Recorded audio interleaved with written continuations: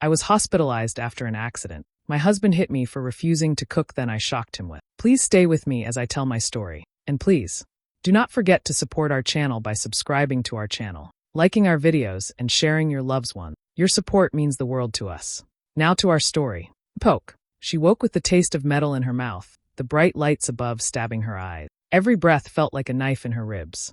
A steady beep echoed in the background. A nurse leaned over, soft but firm. Honey, you're lucky to be alive. Her mind scrambled to piece together the hours before. The argument had started over something so small. He wanted it ready, hot on the table. She'd been too tired from work to cook. His voice had turned sharp, and then the blow came, quick and hard. The floor had rushed up to meet her. Through the haze of pain, she had seen his shoes pacing near her head. His words had blurred, but the tone was the same as always. Cruel, entitled. Her hand had inched toward the drawer by the couch, the one she'd secretly stocked months ago. Fingers brushed cold metal. She wrapped them around the stun gun. When she pulled the trigger, a burst of electricity cracked through the air. He jerked back, eyes wide, his smirk collapsing into shock. For the first time, he looked small. By the time the neighbors pounded on the door, she was coughing, trying to stand. Someone called 911. She heard the wail of sirens growing louder, a promise that the night was about to change forever. In the hospital, detectives came. They asked questions gently, giving her space to speak. She told them everything,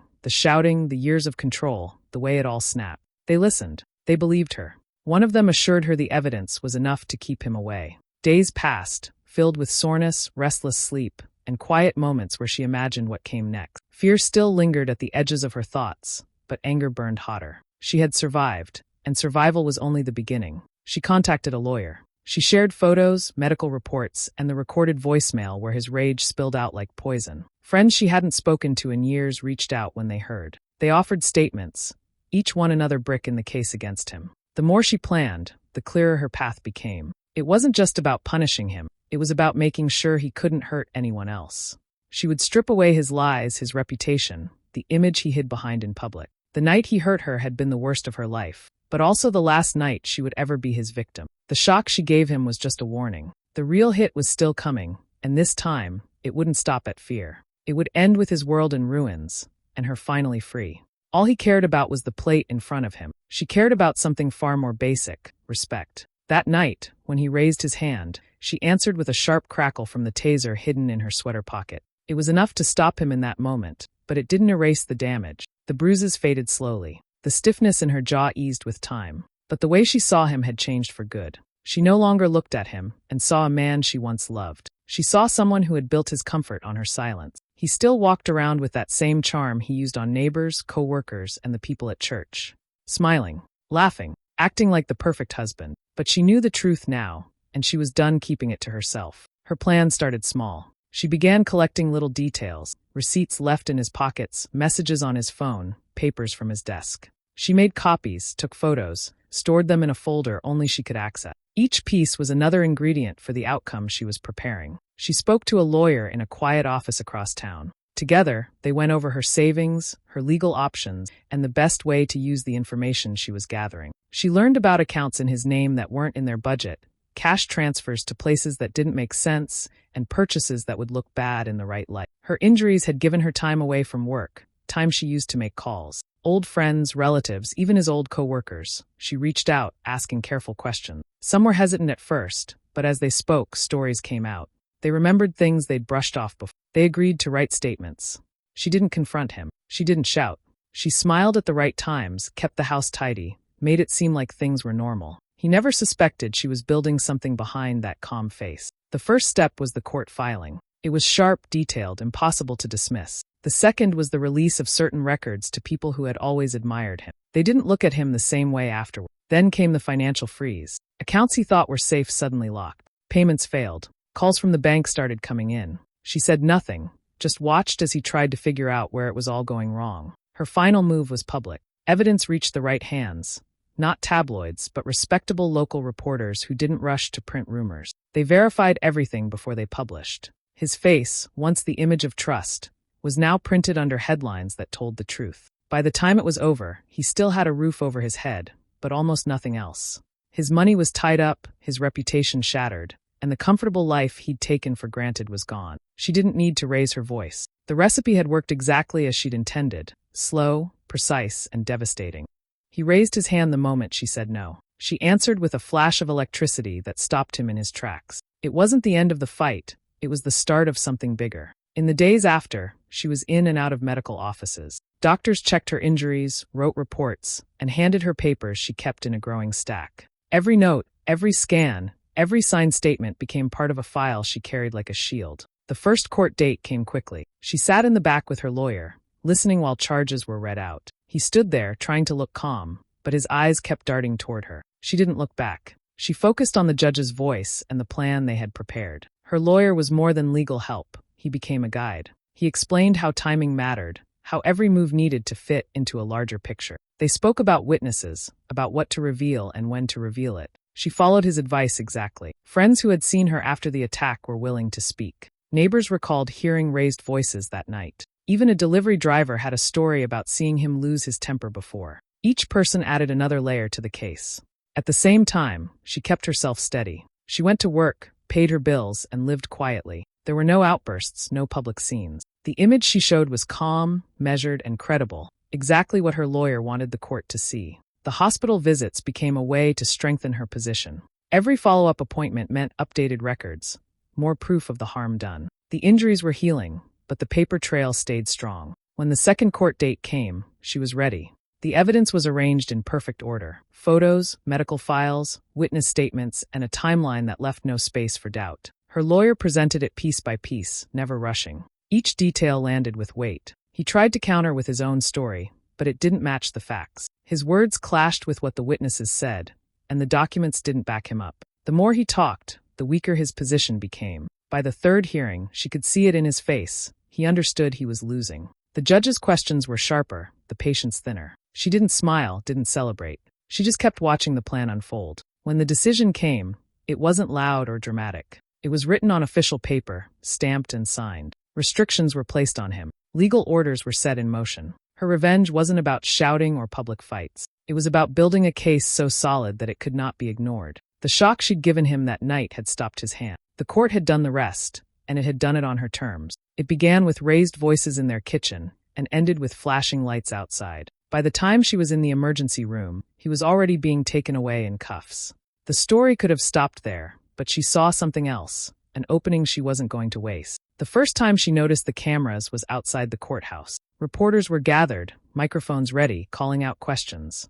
Most of them were aimed at her lawyer, but she understood the power of being seen. She didn't rush past. She stood straight, let them take their photos, and spoke clearly when asked if she had anything to say. "The truth will come out," she told them. Inside, her lawyer explained that media attention could help. People cared more when they could put a face to a case. Each hearing brought more coverage, and she learned to use it carefully. She didn't give long interviews, but she made sure her words were short, firm, and impossible to twist. The papers began printing details, the official charges, parts of the police report, quotes from witnesses. His name was there in bold, paired with words that shattered the image he'd built for years. Abuser appeared in one headline, coward in another. She didn't have to push the story. It spread on its own. Neighbors who had once smiled at him in the street now crossed to the other side. Coworkers kept their distance. Even people from his family stopped defending him after the second article made the round. Her lawyer warned her not to look at the online comments, but sometimes she did. She saw strangers defending her, telling their own stories, calling for him to face real consequence. It reminded her she wasn't alone, and it gave her more determination. At each court date, the crowd outside seemed bigger. The cameras caught every step he took, every glance he tried to avoid. She noticed how his head stayed down now, how he avoided looking at the reporters, how the man who once shouted in her face could barely speak above a mumble when questioned. The more the case went on, the more the truth replaced the lies he had told about their marriage. It wasn't just about her safety anymore. It was about making sure no one saw him the same way again. When the verdict came, it was exactly what she had hoped for, legal consequences that would follow him for years. But the public record mattered just as much. His name and the charges were tied together in print, online, and in court files. She left the courthouse that day with cameras still flashing, knowing she had done more than survive. She had taken away the mask he wore in public and made sure everyone saw what was underneath. His reputation was gone, replaced by the truth she had fought to put in the light. He had always relied on fear to control her. A certain look, a shift in his tone, and she would go silent. That night, the same pattern started, until she pressed the button and a sharp crack of electricity tore through the air. He dropped to the floor, stunned, unable to move for a moment. She could have stopped there, but she decided that moment was only the beginning. The pain he had caused over time wasn't going to fade with rest and medication. Her version of recovery meant taking apart the power he believed he still had. She began with information. Quietly, she went through documents he'd left scattered in drawers and on shelves. Bank slips, insurance papers, contracts, she read them all. She found gaps, lies, and evidence of things he would never want in public view. Each discovery was copied and stored where he couldn't reach it. She didn't confront him directly. Instead, she set up meetings with people who could help her use what she had found. Legal advisors, financial experts, and advocates who understood cases like hers. In every meeting, she stayed focused.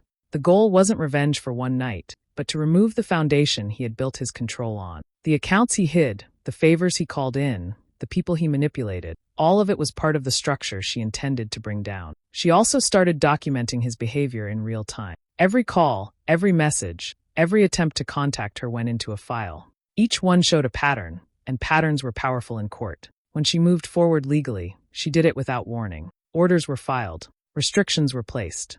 Access to certain funds was blocked. He only learned about each step when it was already in motion. The man who had once stood over her, convinced she would never stand up to him, now faced obstacle after obstacle. He tried to push back, but each move he made was met with proof, rules, and people ready to enforce them. Her strategy wasn't loud. She didn't argue in public or post online rants.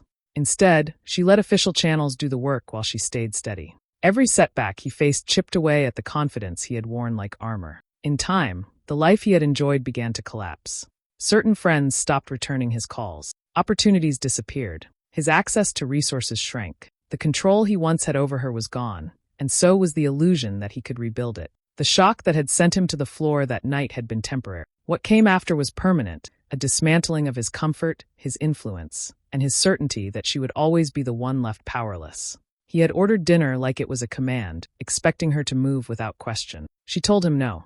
The moment he tried to force his will, she fought back in a way he didn't expect. That night ended quickly, but the months that followed were where her real work began. While he went on acting like nothing had changed, she was building something behind the scenes. It started with careful records, dates, times, and every detail she could remember from that night. She kept hospital documents, photos, and official statements in perfect order. Nothing was left out, no matter how small it seemed. She met with her lawyer often. They reviewed her files, discussed every angle, and decided how to tighten each part of the case. They made sure that every claim could be backed up with hard proof. Financial records came next. With the right help, she traced accounts and transactions that showed a pattern of behavior he would never want exposed. Large withdrawals, unexplained payments, and hidden spending became part of the growing list of evidence. Witnesses were approached carefully. Friends, neighbors, and people who had seen pieces of his temper over the years agreed to give statements. Their words supported her own account, creating a consistent chain that would be hard to break in. The lawsuit took shape slowly but deliberately. Each section was written with precision. The goal was not just to win, but to make it impossible for him to twist the truth or hide behind charm. She didn't warn him. There were no hints, no arguments to give him time to prepare. The first he heard about it was when the papers were delivered to him directly. By then, every detail had already been filed and every supporting document secured. He tried to dismiss it at first, treating it like an inconvenience he could brush off. But as he read through the claims, the weight of it became clear. Each page was another reminder that this wasn't a fight he could control. In the hearings that followed, her lawyer presented the evidence piece by piece, leaving no space for doubt. His side stumbled over explanations, offering stories that didn't match the proof in front of the judge. She remained composed through it all. Her focus stayed on the process, not his reactions. Every step was part of the plan, and the plan was working. By the time the case neared its end, he was backed into a corner. The lawsuit had done exactly what she intended. It cut through his defenses and left him facing consequences he couldn't escape. What she served him wasn't food, but it was far more satisfying. It was a legal blow so precise and complete that it left no room for him to breathe easy again. The air in the kitchen had been heavy with the sharp scent of overcooked onions when he lost his temper. The strike came without warning, but she reacted instantly, matching his violence with her own defense. That single moment marked the line between the life she had and the one she was determined to build. She began with herself. Medical appointments were kept, not only for her health, but to create a clear record. Each visit added another document to the folder she kept hidden, a folder that would later become a tool. Her living situation changed soon after. She found a small place where his presence couldn't reach her. It wasn't much, but it was hers.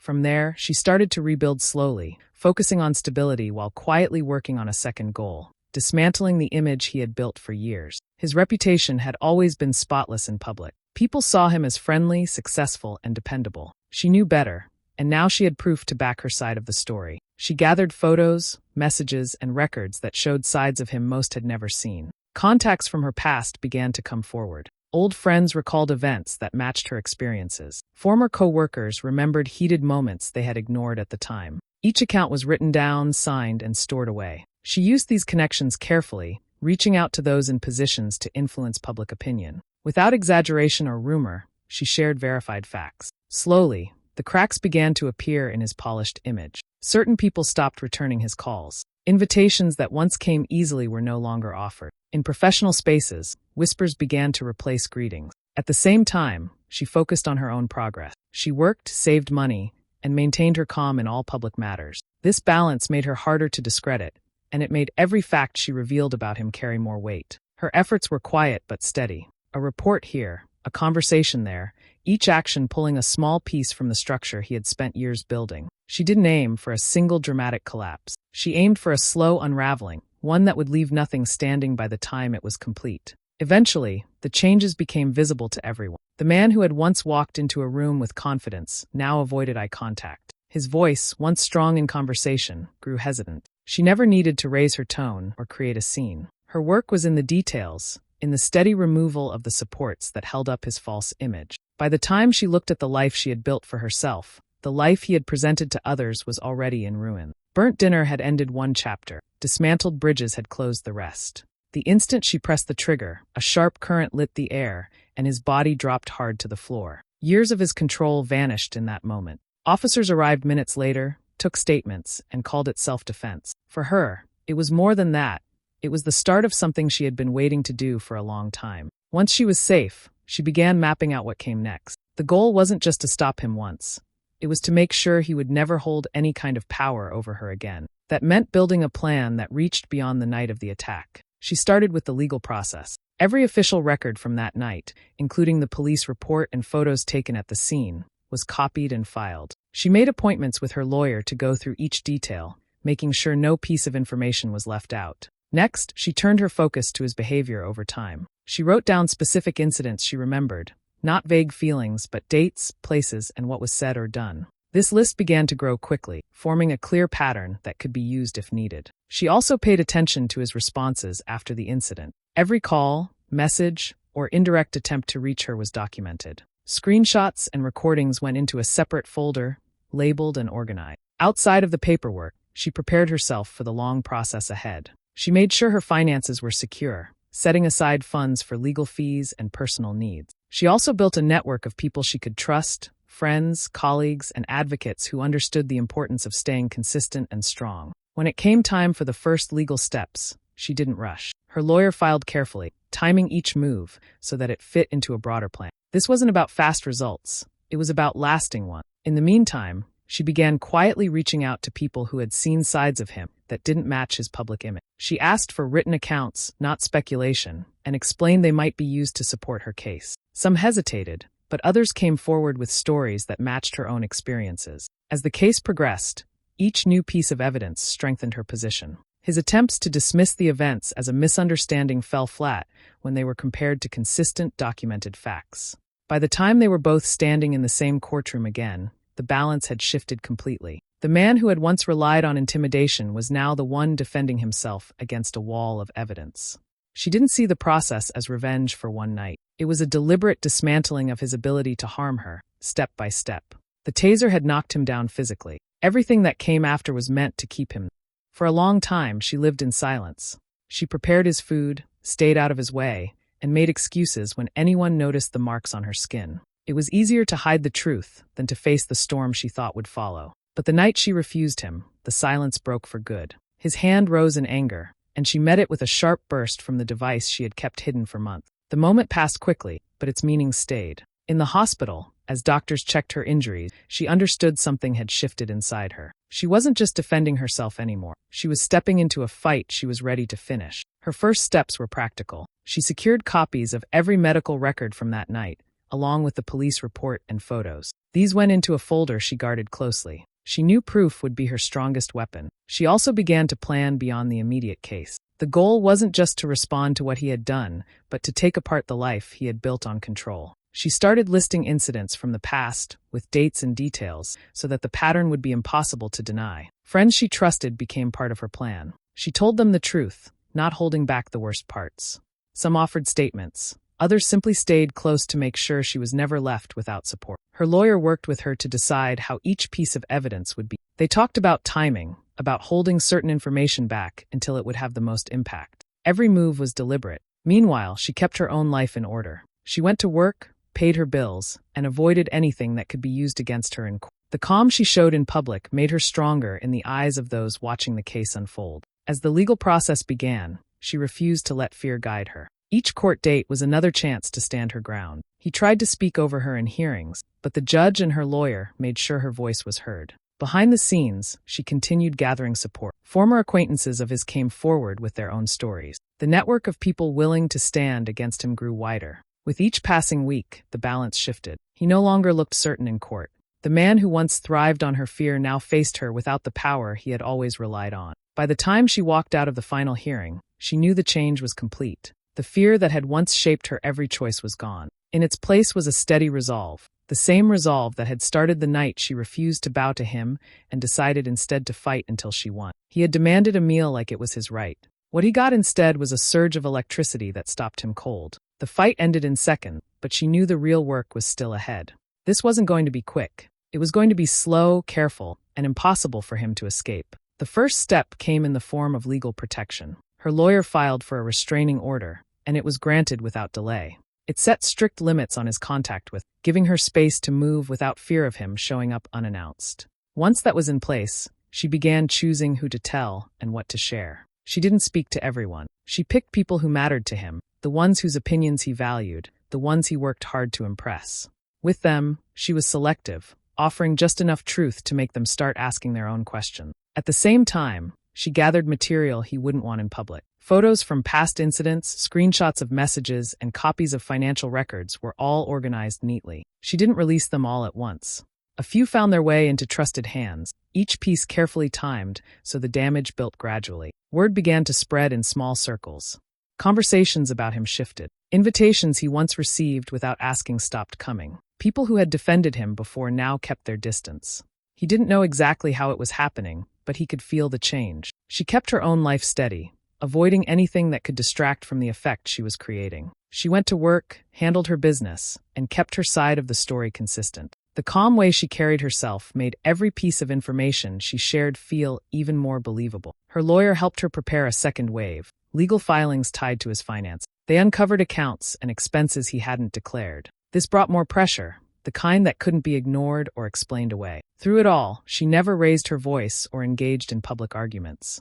She didn't need to. The combination of legal action, quiet disclosures, and targeted truths was enough to chip away at his world piece by piece. The man who had once stood over her with complete confidence now found himself surrounded by problems he couldn't fix. He didn't know where the next hit would come from, only that they kept coming. By the time her plan reached its final stage, he was left with fewer friends, fewer resources, and a reputation in pieces. She hadn't rushed a single step, and that was the point. He had wanted control over her. Instead, she had served him something far more lasting, a slow, deliberate revenge that would stay with him long after the shock had faded.